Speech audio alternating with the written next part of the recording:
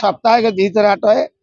ये हाट में 50 टन आलू दरकार, 50 टन आलू दरकार। ये गोटे ट्रक आलू हेले भी ये चारि पाख एरिया रे जितनी व्यवसायी अच्छा समस्ते पाइबे। गोटे ट्रक पूरा फुल गोटे ट्रक हेले आज्ञा आज आलू हाट ना। आज हाट में आम पाली खाली करके बहीचु, आलू जमा ना। गुरुवार आज्ञा है, रविवार गुरुवार सप्ताह 2 थर है।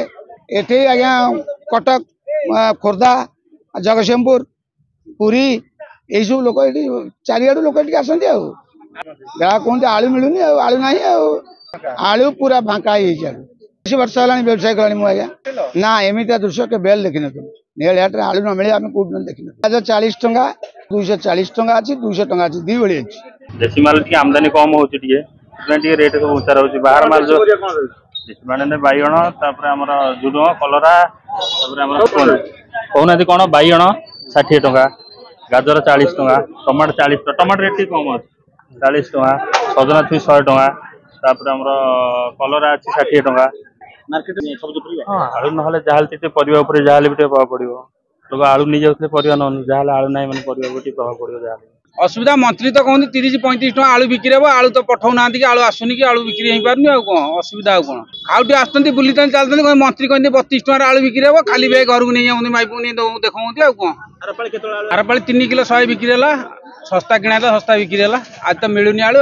तहसिलदार देवे, तहसिलदार घरे शोले, वीडियो घरे शोले, सब ऑफिसर घरे शोले। आलू कौन तैयारी कौटी हो खाली आनी बिकिले आनी कहीं बिकिल 50 टकर बिकिल।